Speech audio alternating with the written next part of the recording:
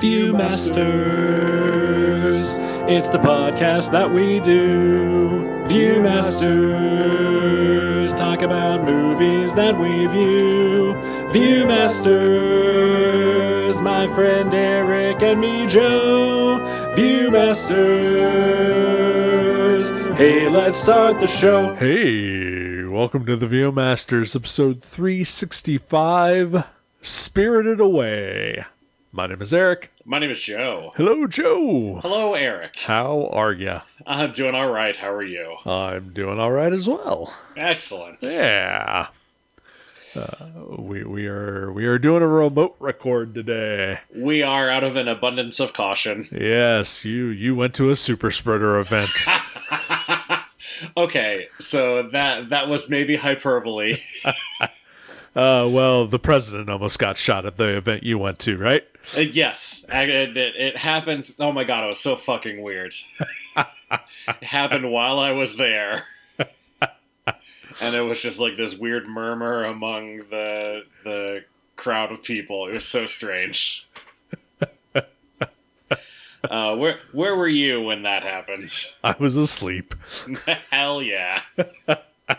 I woke up and checked Blue Sky, and things were weird. I can imagine.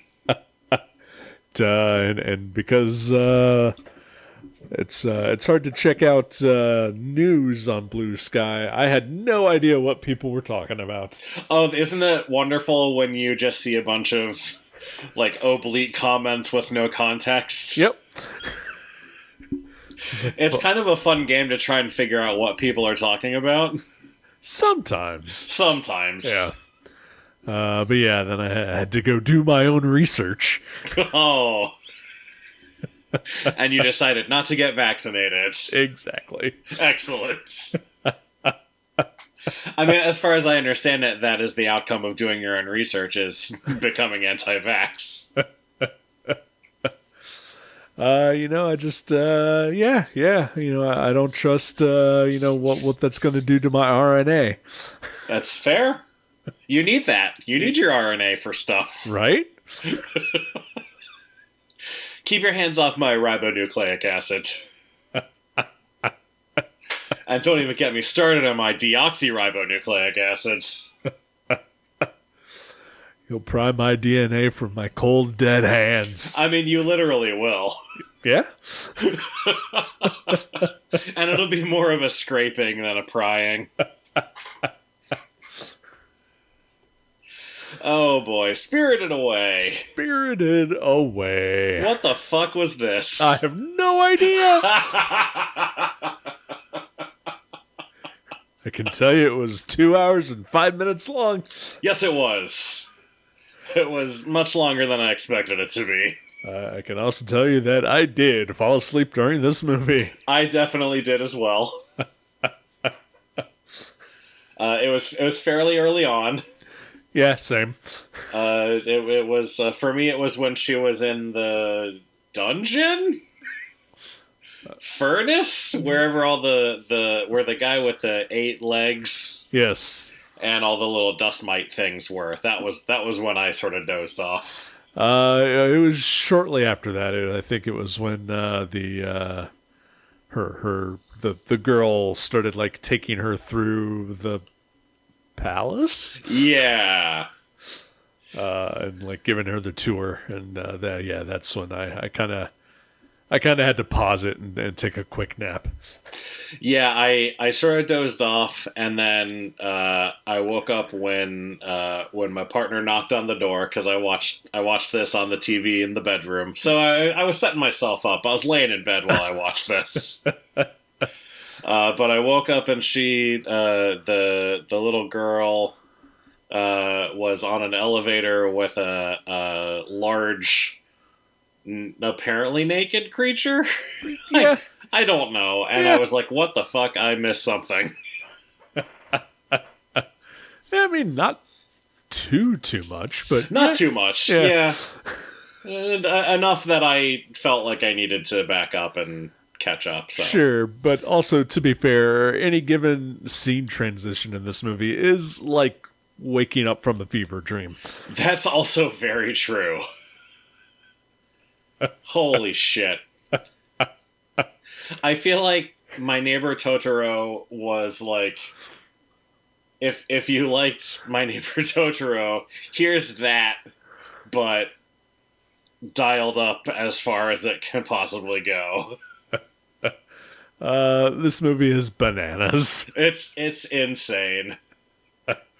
And apparently one of the best films ever made. It's a masterpiece. Yeah. According to Max, it's a masterpiece. Oh. Did you watch the English dub or the Japanese version? I watched the Japanese version. All right, so did I. Like a good little boy. Good for you. It brings up the English version by default, which was really annoying. And I tried to change the audio on it, and I realized I couldn't, and that was when I figured out there was a separate Japanese audio version.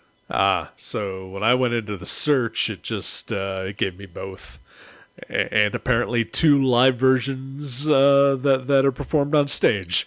Yeah, I actually just heard recently that there's a stage adaptation of it, so that's interesting. And Max has 2 different versions of it. I think we should watch all 4 versions of this. No, thank you. I'm legitimately curious to see how some of it is adapted to the stage. I would be very curious about it, but I don't want to sit through it because they're also like 2 hours and 40 minutes long. They are longer than the movie. Yes. And this movie was already very long. Yeah, I don't know. I don't know.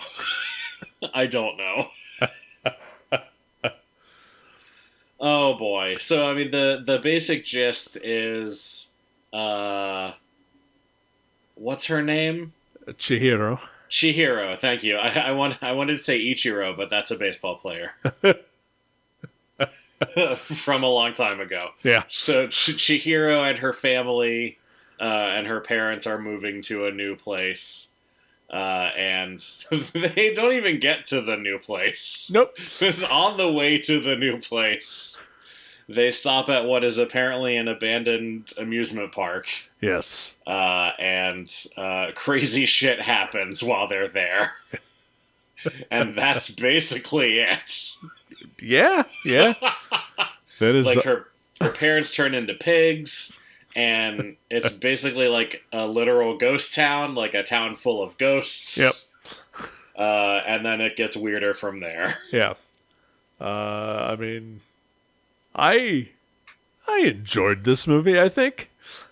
But yeah, I certainly didn't understand anything that was happening. Yeah, I felt very along for the ride. Yeah.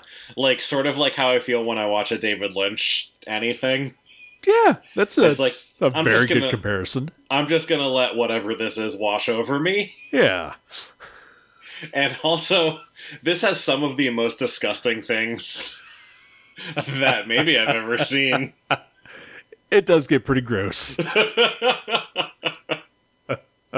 Lots of vomiting in this. So much vomiting. From so many different creatures. Yep. And even when they're not vomiting, a lot of the creatures are pretty gross anyway. Yeah, I mean, there's a giant baby. Yep. And I mean, regular babies are disgusting. Seriously. So, I mean, this is a giant baby that walks around naked wearing an apron. Yep. What the fuck? Is Miyazaki okay? I don't think so. And I think, honestly, the U.S. and Robert Oppenheimer have a lot to take to task for the Japanese mentality and well-being. That's actually what the last hour of Oppenheimer is about. Is just Oppenheimer confronted by Miyazaki is in it, actually. Robert Downey Jr. plays Miyazaki. It's really strange. And it's all about their strained relationship.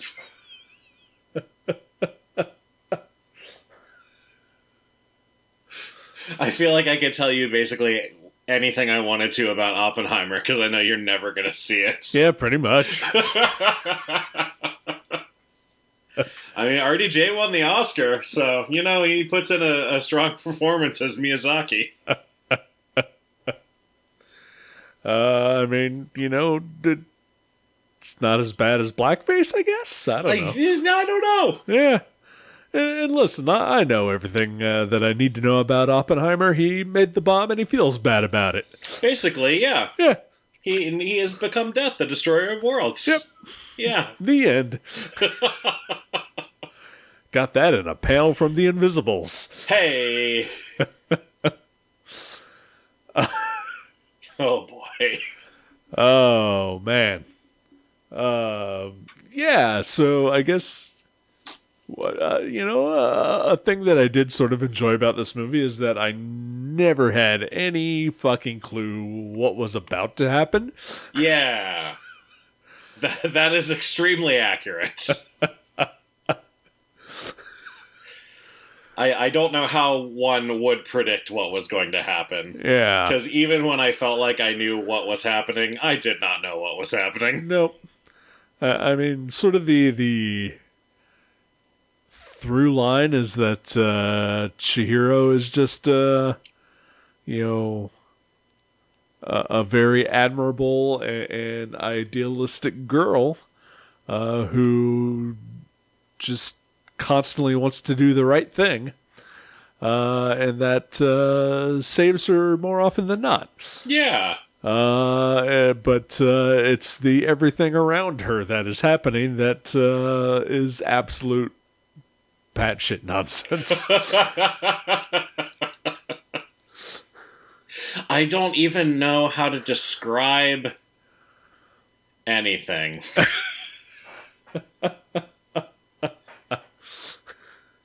Like, I'm trying to think of how to describe, it's hard because I don't remember characters' names either. Sure. Yeah. Not Baba Yaga. Yubaba. Yubaba, thank you. Yeah. Like, how would you? I don't know how you would describe that character. She's a witch of sorts. She's got a gigantic head. Yeah.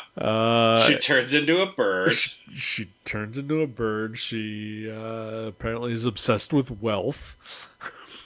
Well, I mean, who isn't? Well, true. Capitalism, am I right? Her sister is not. True.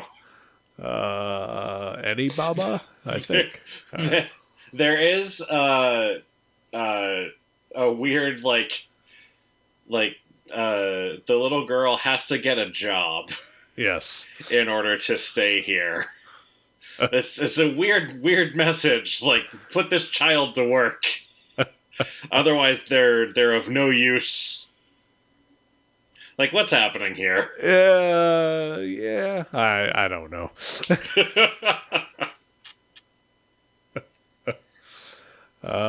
It's the politics aren't great in this town of evil demons and spirits.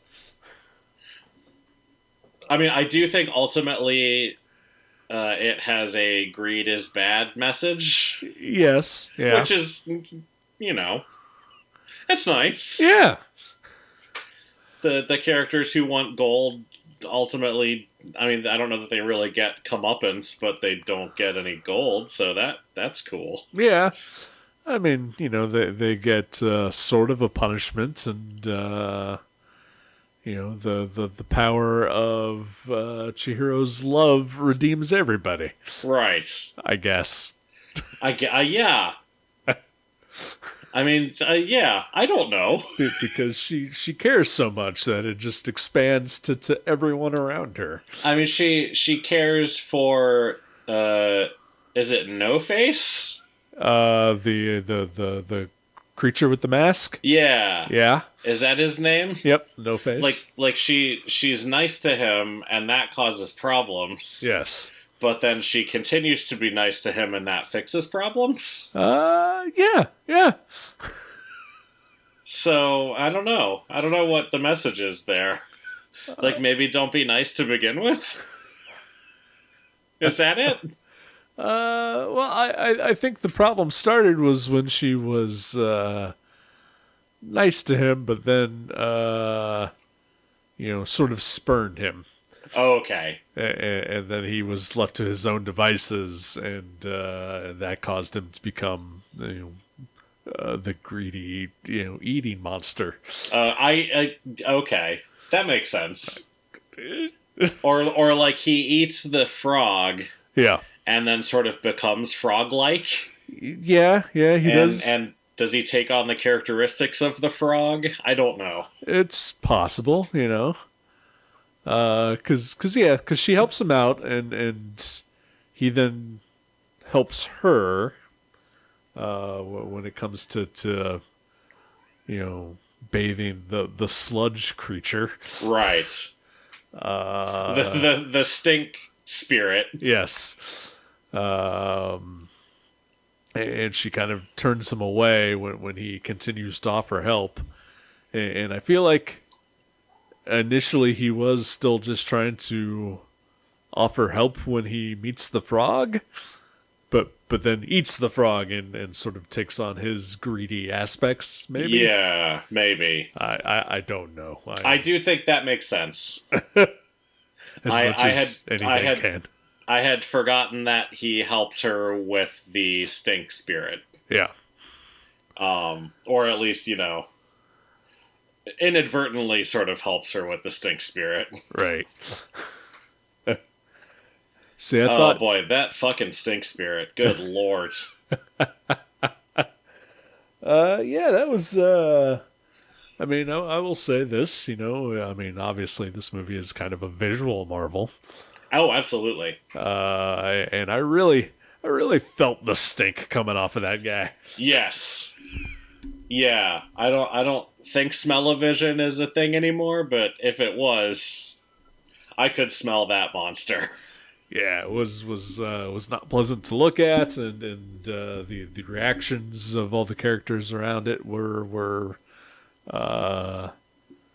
very expressive and definitely got across, what an awful thing it must be to be near it. Yeah.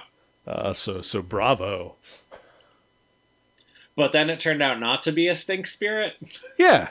It was just a river guardian?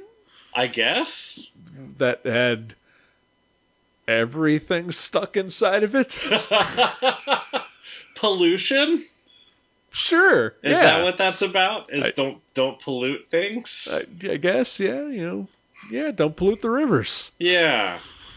But then I also got very confused because the kid, like the boy that she is friends with, yes, whose name I also don't remember. Haku, thank you. Is also a river spirit, I guess. Yep. So that was confusing to me. Yeah. This movie is very confusing.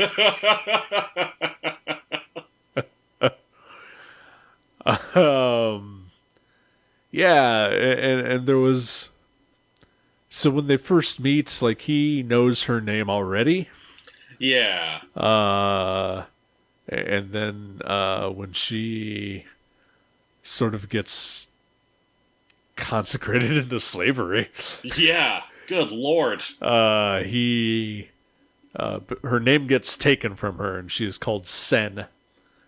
And he gives her back her name so that she can always remember it, and that the old witch would not have any power over her. Yeah. And there was sort of this thing where he mentions that she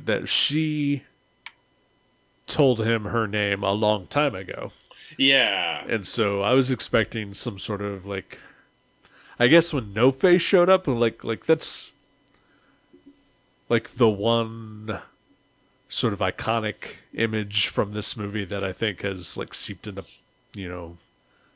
public consciousness. Like I was like, oh, that's where this thing is from, right? Yeah, that was definitely the thing from this that I recognized. Yeah.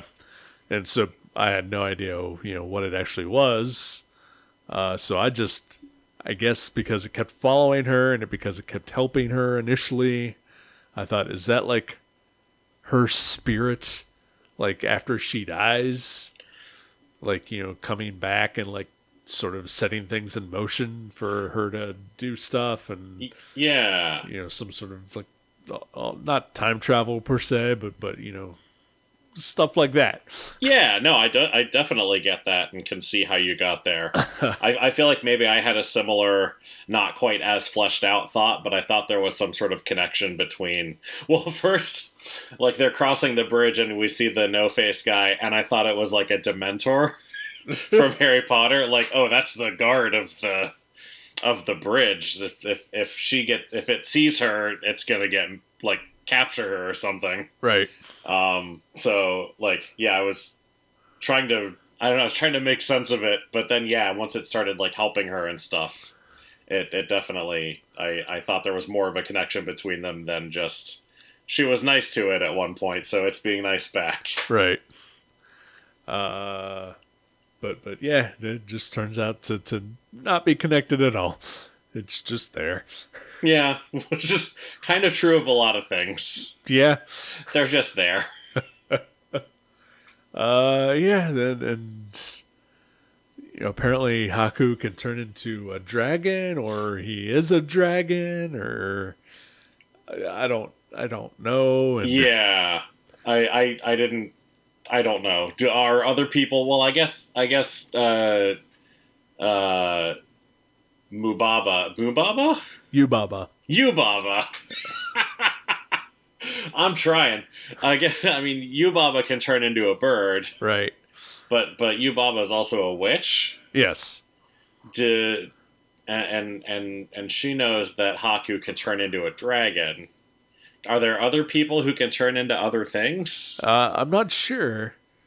Because it is revealed that Haku came to her and wanted to learn magic. Okay.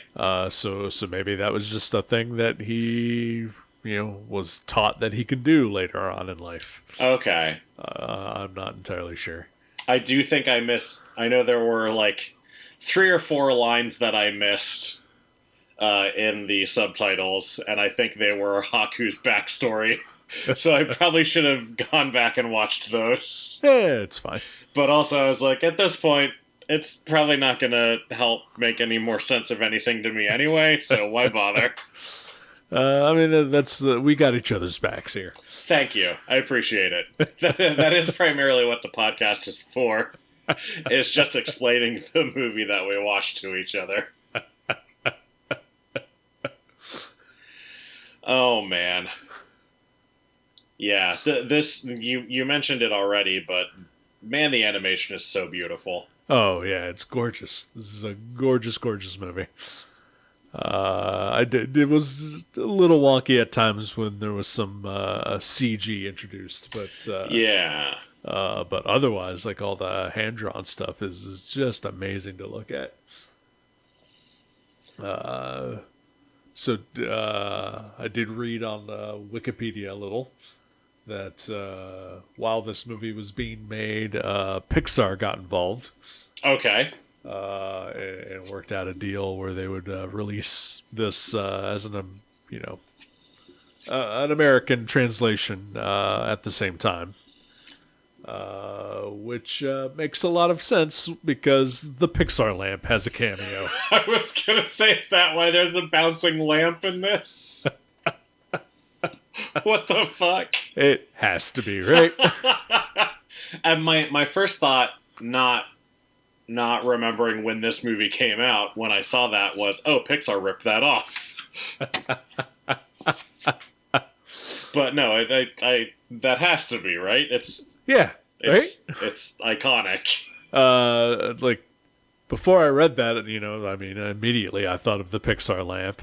And I just thought, okay, it's sort of like a nod to Pixar or whatever. But when I read that they were kind of involved, then I was, kind of put it all together. Yeah. Yeah. I forget, is John Lasseter the bad guy? Is he the one who was not great, or is I that think so. I don't remember though. okay? But yeah, he was the one who spearheaded that. So Okay. yeah. Well, that's cool, I guess. Yeah. I mean, at the time, Pixar could do no wrong. So Right. Oh boy. Yeah, what the fuck? I feel like I mean it's been over an hour since I finished it and I still don't have any I'm still processing what I saw right. and trying to make sense of it, and I don't know that there is making sense of it. I really don't either.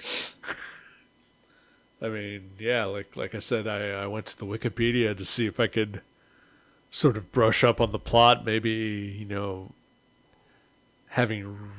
reading it in like a concise couple of paragraphs would help. But it really was just it listing the exact same things I just watched. Right. I was like, I feel like it would be more confusing in that format. I mean, if I'd have just read it without watching the movie, I would have been just like, what the fuck is this movie about? That would be interesting to read the Wikipedia description of a movie like this and then just watch the movie maybe even without subtitles on and see how it goes down. That would be interesting. Sure. We'll do that for the next one. Okay. You mentioned David Lynch earlier. I feel like you could probably do the similar with any of his movies as well. Probably. Just read the Wikipedia, say what the fuck, and then try to watch the movie after. It might really help me with Eraserhead, actually. I don't remember much about that other than just being very confused and then disturbed. Yeah, it's a confusing and disturbing movie. All right. I'm glad I took away the right things from it. Yeah. I was very surprised eventually when the title comes into play in the movie. Yeah. I don't remember that. I'll have to rewatch that. Yeah.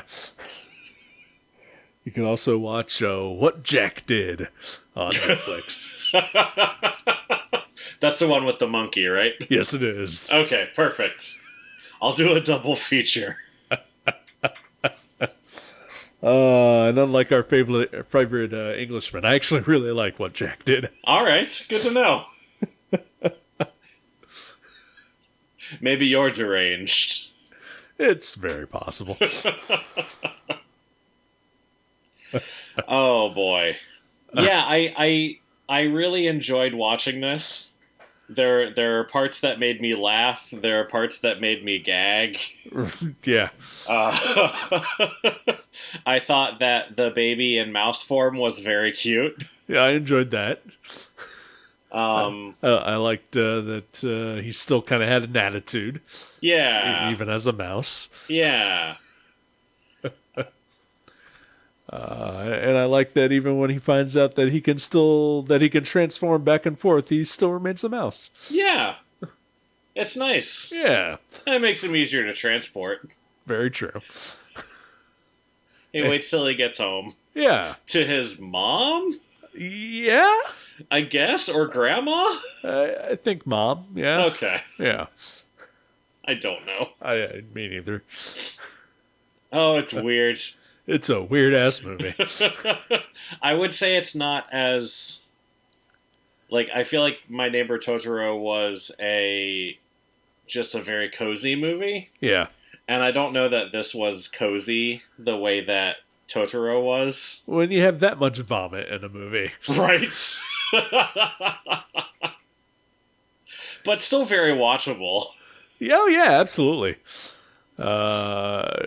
Yeah, I would recommend this, but, as we've mentioned numerous times, I could not make any sense of this and could not describe this in any way to make it sound appealing other than it's gorgeous to look at. It's vibes. This movie is vibes. This is definitely a vibes movie.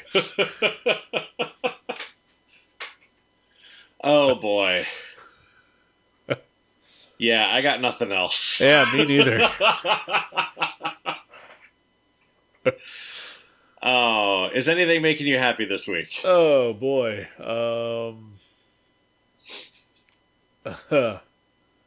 I saw my first Cybertruck. Was it on fire?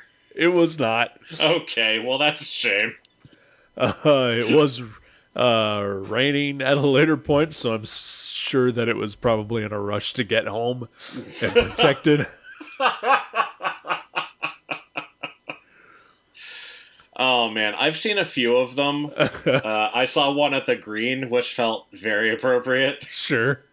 But then, yeah, I've just seen a few of them out on the road, and they're so hideous. It was jolting. I was in Oakwood, and it was at an intersection, and like I saw it, and I said, "What the fuck?"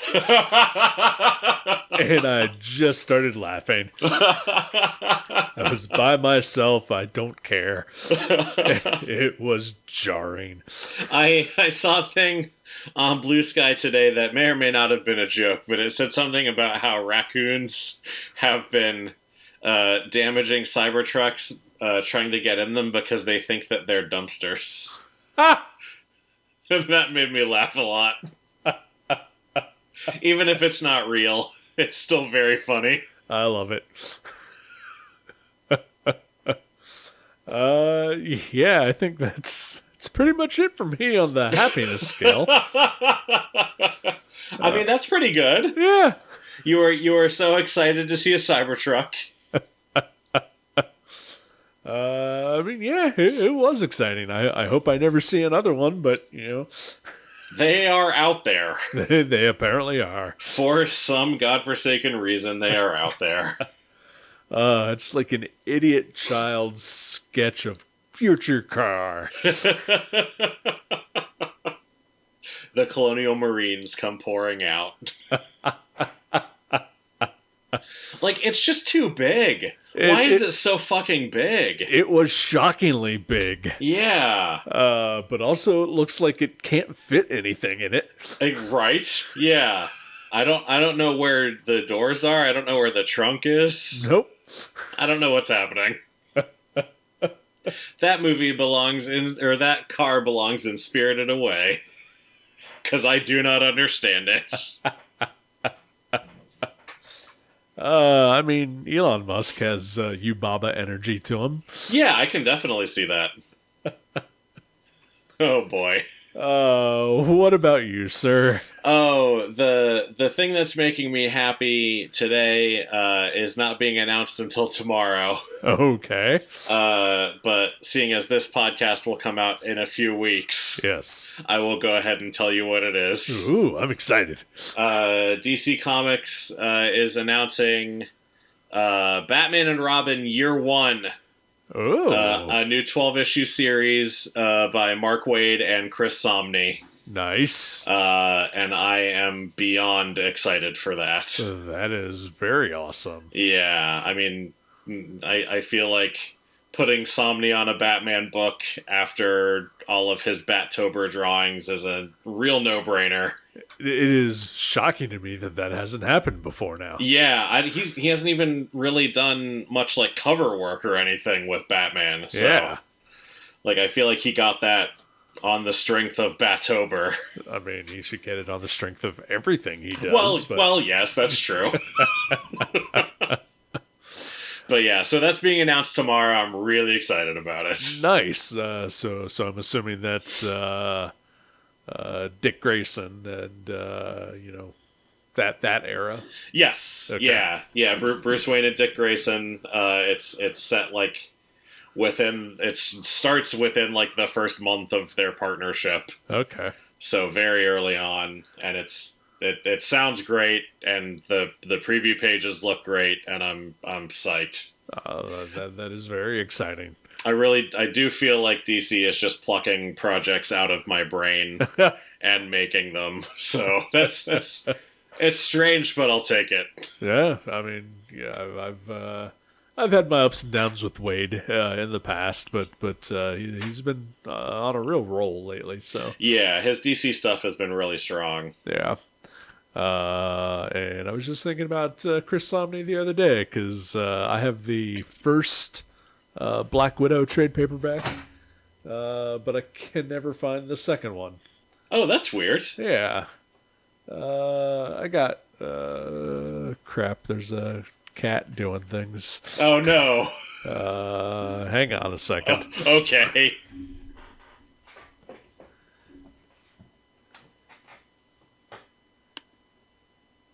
No, don't go through. Out. Yeah.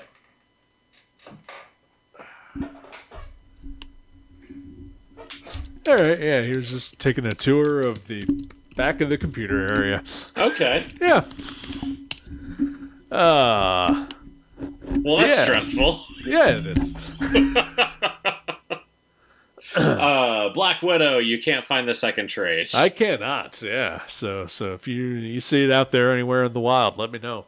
I know there is a complete collection trade of all 12 issues out there as well. I'm sure there is, but I've already got the first. Fine, okay, fine. I mean, ideally, I guess I'd rather have, like, the artist edition if we're talking about things, but, you know. That's only the first 6 issues, so it would just be the artist edition of what you already have. Oh, fine, okay. You'll have to wait for the artist edition volume 2.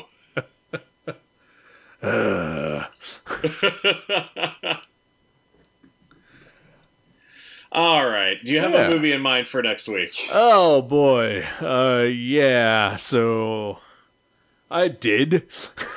Oh, no. And I don't know why I continue to use the Just Watch app, because it never is correct. Oh. I had a movie in mind that said it was available on Hoopla and Canopy, and it is not, so I had to change it up. So I did settle on a movie, but it does, hopefully this little COVID scare that we're having this week will pass. Yes. And you'll be able to come over next week and watch this movie because it is on Shudder. Okay. And it is called Stop Motion. Okay. And it is a horror movie about puppetry. Interesting. Okay. Yeah. I assumed it was a horror movie since it's on Shudder. Well, sure.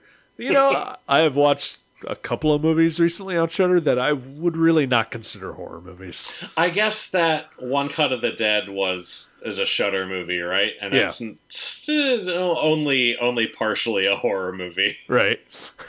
So, okay. Well, that's cool. But yeah, I've heard good things about this and been wanting to watch it for a while, and so yeah, let's watch that. Nice. Stop motion. Stop motion. Next week.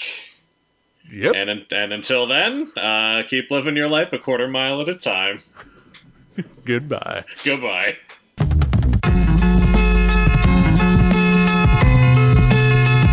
Thank you for listening to The Viewmasters. You can subscribe to the show directly at our websites view.guttertrash.net or on iTunes or wherever you get your podcasts. Visit our website at view.guttertrash.net for information about our Twitter and Instagram. Once again, thank you for listening to The Viewmasters. We'll see you next time.